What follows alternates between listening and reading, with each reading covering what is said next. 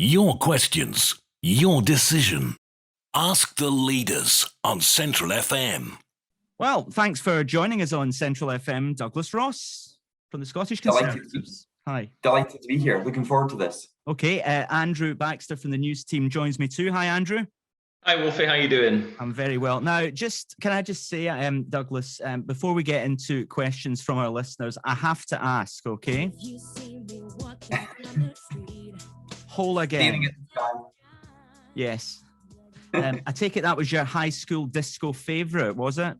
It was my agricultural college karaoke song. On a Wednesday evening, there was karaoke in the bar at agricultural college, and not many picked this song, so I was kind of unique with that one. Well, the challenge for you here on Central FM is, can you give us the next verse?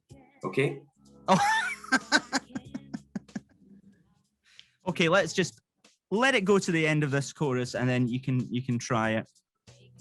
Okay, go on then. I didn't hear what the last bit was there. You faded it out. Oh, it was just, I will not bother. Honestly, I could just do the whole thing right through if you want. That would be easier. I think the next line actually was, if you see me with another man. And actually, I'm finding that my jealousy of Colin Mackay from STV is off the scale. So it's fine. I'll let you off the hook. We'll get into the listener questions instead. But it would be laughing and joking, doing what I can. Yes. Let's see what we can do with these questions then. Let's start. Kenny, what's your question for Douglas Ross of the Scottish Conservatives? Hi, Douglas. If elected, how would you use the current devolved powers differently from the SNP to improve the lives of Scottish people? Douglas. Kenny, it's a really good point, and I think where there's the biggest difference between myself and the SNP, and indeed all the other parties in this election, is looking at how to get out of this pandemic. We've been through the most difficult year and a bit now, and I believe we've got to look at the positive public health data, the fact that fewer people are catching COVID, less people are in hospital, less people are in ICU, and so many people are protected with the vaccine. So I've been clear, we can still safely and cautiously reopen our economy quicker. And that's what businesses are asking for, particularly hospitality and tourism. Many can't reopen until the middle of May because they don't have outdoor facilities for people to be able to have a drink. Many of them don't think it's viable to reopen restaurants because they can't serve alcohol with a meal. So particularly in these next few months, I think we can do far more to support businesses, protect jobs, and that would be a big difference compared to what the SNP are doing in terms of easing our restrictions here in Scotland. Douglas, as a whole, how well do you think the SNP have done in using devolved powers in their time in government?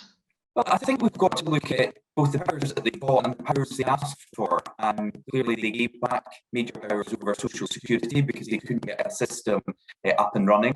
And I do think we've got to look at their record in government and the fact that our educational standards have fallen down international rankings. We were once world leading, we're now just average. The fact that this has been a very centralising government, if we look at Police Scotland, since they formed one single police force, we've seen over 100 local police stations close and less officers on the beat. So I'm afraid the report card from me would be pretty poor from the SNP. And I think we can do so much more with the powers we currently have if we have a government focused on using those powers rather than seeking fights with Westminster. Okay, thank you. Andrew from Stirling wants to talk about independence. Hello, Mr. Ross. Good evening. The SNP are well aware of the implications which would happen as a result of breaking up the United Kingdom. Possible hard borders, austerity max, economic uncertainty are just some of the difficulties which we may face. Can you fully tell me and explain how will the Scottish Conservatives hold the SNP's selfish obsession to account in the next Parliament? Douglas Ross, thank you.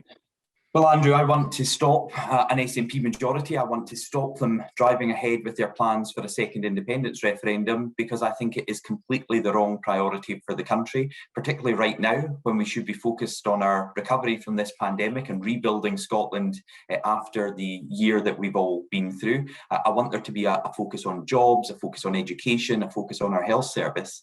But none of that happens when the SNP are focused on another independence referendum. Nicola Sturgeon has said herself she took her eye off the ball on drug deaths, but it was more than that. She's taken her eye off the ball over so many issues because they've been pushing ahead with their plans to separate Scotland from the rest of the UK. And Andrew just highlights some of the major issues surrounding their plans to separate Scotland. They haven't told us what currency we would have. They haven't told us what it would mean for our pensions, what it would mean for our armed forces based here in Scotland. And crucially, I was in the borders earlier on this week, and they haven't told us what it would mean between the border between Scotland and England. At one point last week, an SNP MSP who has served the south of Scotland for 5 years said a hard border would be a good thing and create jobs. Nicola Sturgeon said the next day there would be no border at all. And then a few days later, she said, well, there would be a border, but it wouldn't cause any issues. They are unable to answer key questions that people like Andrew and many others have. Okay, thank you, Douglas. Hopefully that's answered your question there, Andrew. We've got Alice now. Alice wants to ask you about your workloads. Hi, Douglas. You said the other week on a TV debate that you can't do independence and recovery at the same time. So how can you be an MP, MSP, linesman and party leader at the same time? Douglas. Well, Alice, 3 of Scotland's 5 First Ministers have been an MP, an MSP, leader of their party and First Minister of Scotland. So there is, a long track record of those within Scottish politics representing constituencies both at Westminster and at Holyrood. What I would say is I think it's actually a positive thing for Scotland to have a strong voice in both our parliaments. Scotland has 2 parliaments. I want to see them working better together and our 2 governments working together. And if I can highlight issues of importance both to my constituents and the whole country, both at Holyrood and Westminster, I think that's a good thing. And just on my assistant refereeing duties, I've done 1 game this year, largely due to an injury, but I've always said that is something I do at the weekend when other leaders take time off to relax in other ways, go hill walking, read a book. I put myself in front of normally tens of thousands of fans in a Scottish football match. Sadly, there's not been spectators in our grounds recently to give me advice and encouragement, but I'm looking forward to the time that our fans get back into stadiums as well. Douglas, is the plan to continue as an MP after this election? Yeah, it is, because I was elected as MP for Murray back in 2019. As I say, it's not a new thing for MPs to also be MSPs, and there is that precedent with 3 of our 5 First Ministers doing that at the same time. Okay, thank you. Greg is on the line just now. Greg, what would you like to ask Douglas Ross of the Scottish Conservatives? I voted no to independence in 2014 in order to remain in the EU. What are you going to do to remedy the Tories' disastrous Brexit, forcing Scotland to cut its ties with partners in the EU and the collapse of exports? Is it not the case, therefore, that Scotland's future lies in the EU and not in Little England? Douglas. So I think one of the biggest issues people can see from our exit from the European Union is the success of our vaccination programme. The fact that more than 2.7 million Scots now have received the first dose of the vaccine, and so many of the most vulnerable have received both doses of the vaccine, has only been possible because we've been out with the European Union. Decisions the United Kingdom government took has allowed us to procure a number of different vaccines, which has allowed our outstanding NHS staff, our British Armed Forces and our volunteers to get these vital jabs into people's arms. So I do think people can see that has been a positive.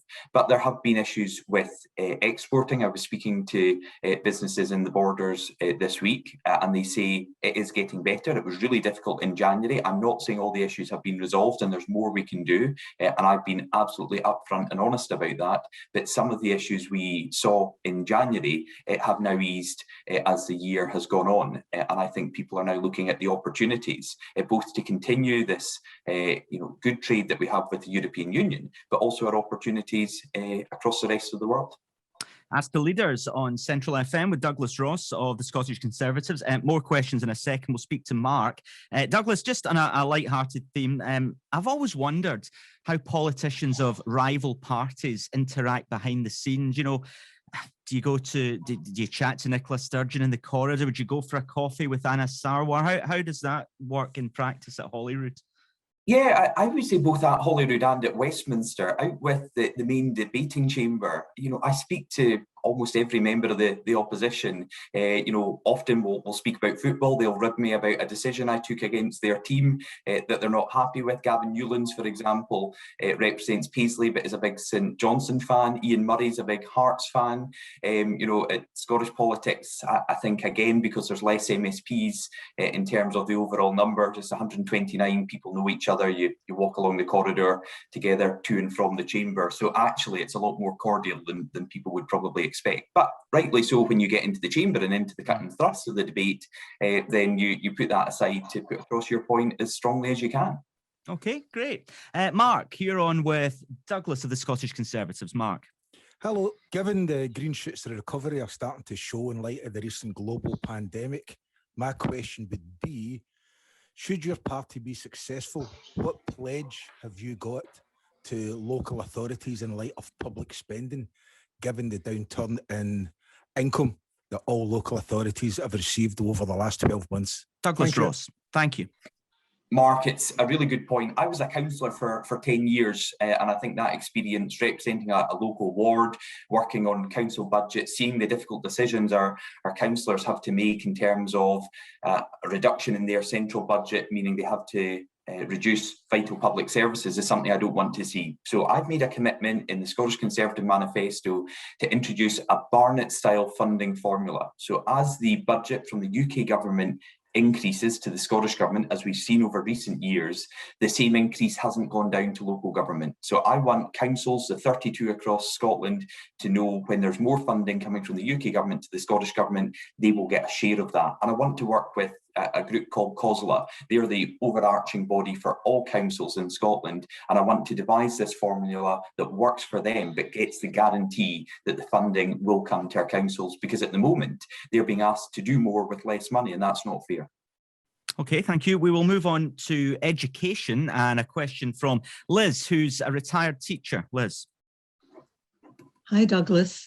The SNP record on education is shameful, with a huge reduction in teacher numbers. Since teachers are key to restoring the credibility of Scotland's education, how do the Conservatives plan on increasing class sizes? Douglas. Liz, it's a really good point. And my sister is a teacher in Murray, so in the same profession that you were in, Liz. And this is a crucial area, because the SNP promised to cut class sizes. Instead, what they did was cut the number of teachers here in Scotland. That's why I made an early commitment and pledge to recruit 3,000 additional teachers over the course of the next Parliament. We've costed that at £550 million. We know how much it will cost and how we will pay for that. So we're not just picking a number out of thin air. And those 3,000 teachers will be crucial in terms of reducing class sizes, as Liz is asking for, but also increasing subject choice. Because as we've seen a reduction in the number of teachers, we've also seen in certain areas of Scotland, some subjects aren't available to pupils in their secondary education, and that then leads on to issues with getting into courses at college or university that they were looking for. So I want to ensure there's opportunity for young people right across the country, and we'll do that. One of our areas of education to focus on is recruiting more teachers. On education as well, Douglas, do you think the curriculum for excellence needs changing? I think it's something that's, had a lot of criticism, and rightly so. It's something that we need to look at. But what I'm most interested in, particularly over the first few months and year of this Parliament, is catching up pupils from missed learning. I think our teachers have done an outstanding job, but it's no replication having online learning for face-to-face learning. That's why we've introduced something called a catch-up premium. So we've got £120 million allocated to support pupils right across the country catch up from a year of missed learning. And we also want to introduce something called a national tutoring scheme. So it's not just those who can afford to get extra support to catch up, it's everyone who needs it. And these are two policies I think could be introduced really quickly to help our young people catch up from the time they spent out of the classroom. Sorry. Andrew, carry on. On that, Douglas, it's been a difficult year for teachers. Are you worried that these plans could overload them even more and lead to more teacher burnout? Well, I think that's why we can't look at, any major changes, certainly in the next few months and year. And what we need to focus on is catching up the pupils. And I think our teachers are right behind that. again, I make the example, I speak to my sister, she's an English teacher, and just the work they've had to do during this pandemic to try and give young people work to do at home to keep them motivated, because at the first lockdown, it was something new and young people were motivated. By the time it came to a whole year, there were real concerns about not having that interaction in the classroom, not seeing their peers. And of course, we've got this whole situation where last summer there was the exams fiasco and we had to wait for the SNP government to do a U-turn on that. And then this year we're told there would be no exams, but there would be assessments that are kind of exams. And again, that's just not providing certainty for young people who need it right now. I was just going to ask you, Douglas, did you enjoy your school days back in the day? What was your favourite subject? Well, I did enjoy my school days, but I'm a twin. So all my classes at primary school, I had my twin sister, Kerry, with me. And then when we moved to Forest Academy, she was still in the same classes as me. And she was always far better than me. So, the comparison was clear for everyone to see. It was healthy competition, but I always came second to Kerry. Let's move on, shall we? Actually, I've got a question about Boris Johnson, if you don't mind. Boris Johnson, so far, to the best of my knowledge, hasn't come up to Scotland during your campaign. What's your relationship like with him? Is there a reason that he hasn't sort of been in the country? Do you have his full trust? Yeah, I mean, the Prime Minister knows I'm leading the party here in Scotland. He's the Prime Minister of the United Kingdom, but I'm the leader of the Scottish Conservative and Unionist Party. It's my name on the ballot paper with my candidates right across Scotland, and it's our manifesto. We've got commitments in our manifesto that are very different to commitments made by the UK Conservative Party. But, I'm in regular contact with him. We've spoken throughout the campaign, and when I'm down in London, we normally arrange to meet either in his office in Westminster in the House of Commons, just off the chamber, or in the Cabinet Room in number 10. Okay, thank you. Let's move on to Karen. Karen has an interesting point to make. Hello, Douglas. Professor Sir John Curtis says votes for Labour are Boris Johnson's dirty secret in this election. Curtis says the Tories are relying on Labour to deprive the SNP of an overall majority. Is this true? Should we be voting Labour rather than the Scottish Tories? Douglas. No, Karen, you shouldn't, because Labour have lost votes and seats at every single Scottish Parliament election since devolution. Labour are not, in the words of their own leader, Anna Sawar, comfortable with their position on the Constitution. We had a leaders' debate on Channel 4 recently when Anna Sawar was told to sit out the question on Scottish independence because he didn't have a position. And we know a number of his MSPs that he's seeking to get elected to Holyrood have said they support a second independence referendum. So it's very clear that Labour voters are coming to the Scottish Conservatives in this election. I've spoken to many former Labour leaders, former Labour voters who have said at this election they can see the importance of stopping an SNP majority, stopping them holding that second independence referendum so we can vote for Scotland's recovery. And these former Labour voters are saying at this election they're going to give their party list vote on the peach ballot paper to the Scottish Conservatives as the strongest party right across the country to stop the SNP. Douglas, just on the issue of independence, if a second vote was to be held in this next Parliament, would you be prepared to team up with Scottish Labour? In terms of trying to stop that vote? In terms of, a vote against independence? Yeah, I mean, I've been very clear, I will never support another independence referendum. I'm a Conservative and Unionist. I believe in the benefits of Scotland's place in the United Kingdom and what the United Kingdom gets from Scotland being part of that union. But right at the start of this campaign, I asked Anna Sawar and Willie Rennie to sign up to three very simple commitments, one of which was to agree to never support in the next Parliament calls for a vote on another independence referendum, but both Scottish Labour and the Scottish Liberal Democrats refused to support that call. Thank you. We're going to hear from Miriam in a second, but Andrew, I think you had a question generally about the handling of the pandemic by the Scottish Government. Yeah, just in general, Douglas, how do you think Nicola Sturgeon and the Scottish Government have handled the pandemic and all the different things that it's thrown at them? Yeah, I think very similarly to other governments across the United Kingdom. I know some people tried to present the way it's been handled in Scotland as wildly different, but actually the facts don't stack up in that claim, because it has largely been similar across all four nations of the United Kingdom. Mistakes have been made by the Scottish Government, by the UK Government, by the Welsh Government and the Northern Irish Government. They were dealing with a pandemic that no one had ever heard of, before it hit Wuhan and then came across to these shores. So understandably mistakes were made, but I don't think anyone could point credibly to major differences in the handling of the pandemic north or south of the border. And you think the lockdown decisions that were made at the time were the right ones? Yeah, I mean, they were really difficult decisions, and I know people that have found it really, really hard to be, kept at home, unable to interact with family and friends. I know, we've got a 2-year-old now, but, he missed a lot of interaction with his grandparents early on. A lot of it was done over Zoom and FaceTime. They're catching up for it now. They have them at any opportunity and send me videos, particularly when I'm on the campaign trail just now. I get a 2-minute video from my mum of my wee boy running around their garden. But I know how difficult that separation was for lots of people, and that's why I know how difficult these decisions were. But I think they were taken at the right time to try and suppress the virus originally, and then the new variants of the virus. But I do think now Scotland is coming out of these restrictions slower than anywhere else, and there's a good reason actually now to be more positive and optimistic and ease the current restrictions that were due for the middle of May earlier, because not only will that help families' finances, people's mental health and things like that, it'll also help businesses to protect jobs. Will there be more lockdowns? What's your prediction?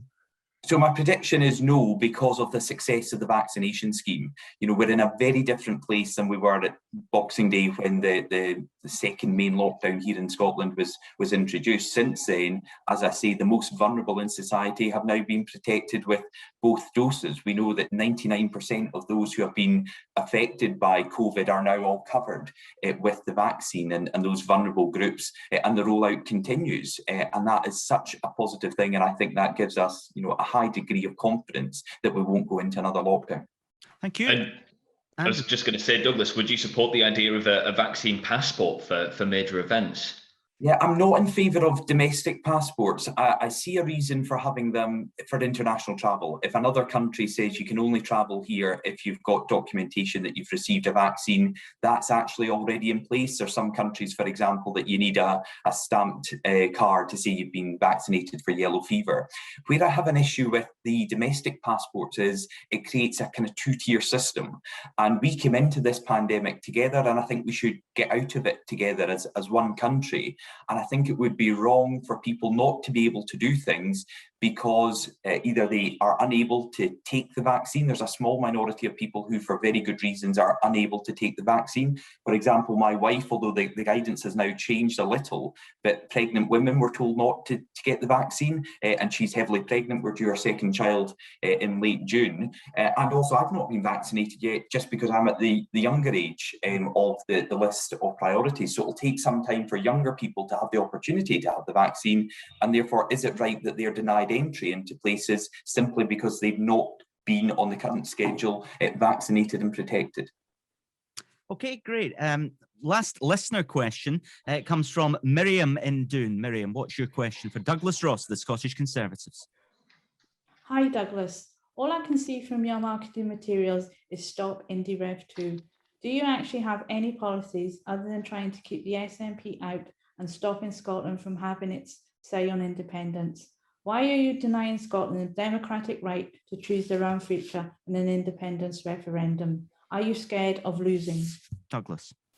So Miriam, I do have lots of positive policies, and I'll go on in this answer to name just a few of them. I know we've got short time here, but the reason I speak a lot about a second independence referendum and trying to stop it is because the SNP have put that front and centre of their campaign.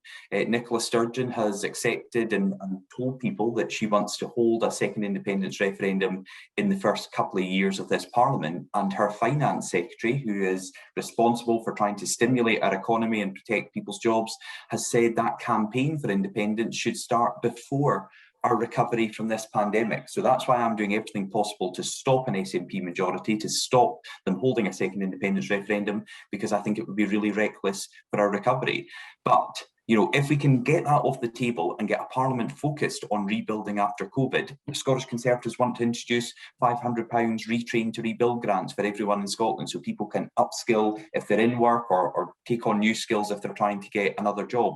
We want to introduce something called job security councils. This has been a really successful model in Sweden since the 1970s, and it's something we could introduce here, particularly, for example, the oil and gas sector. If we see people losing jobs in that sector, we want to take their skills and qualifications into other sectors. We want to introduce a nature bill and a circular economy bill to start tackling the issues with the climate emergency and climate change. I've already spoken about introducing and recruiting 3,000 additional teachers across Scotland. We want to roll out full fibre broadband to every home and business by 2027. We want to have more police officers on the beat. There's a policy in there for everyone.